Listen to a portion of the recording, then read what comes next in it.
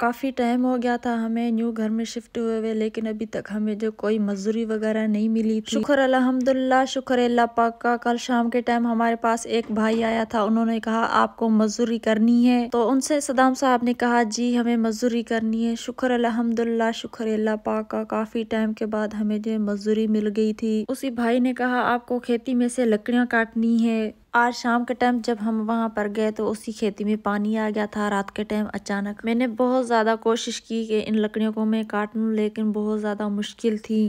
ہم نے سوچا کہ یہ کھیتی سوکھ جائے گی تو پھر ہم یہ لکڑیاں کاٹ کے جائیں گے۔ میں لوٹ کر آ رہی تھی تو وہیں پر میں نے دیکھا کہ تھوڑی سی موٹی موٹی لکڑیاں پڑی ہوئی تھی، وہ میں نے اکٹھے کی اور ساتھ میں اٹھا لی۔ سردیوں میں مزدوری بھی بہت زیادہ کم ہوتی ہے، گرمیوں میں ماشاءاللہ مزدوری بہت زیادہ ہوتی ہے، کھیتیوں کو پانی وغیرہ دینا۔ میں نے آتے ہی شلجم اٹھائے، شلجم اٹھا کے کاٹ کے میں نے جو سبزی کو ابلنے کے لیے رکھا۔ اللہ پاک آپ لوگوں کو خوش رکھے، آباد رکھے، جہاں بھی رہیں خوش رہیں، آباد رہیں، ہنستے رہیں، مسکراتے رہیں، آمین۔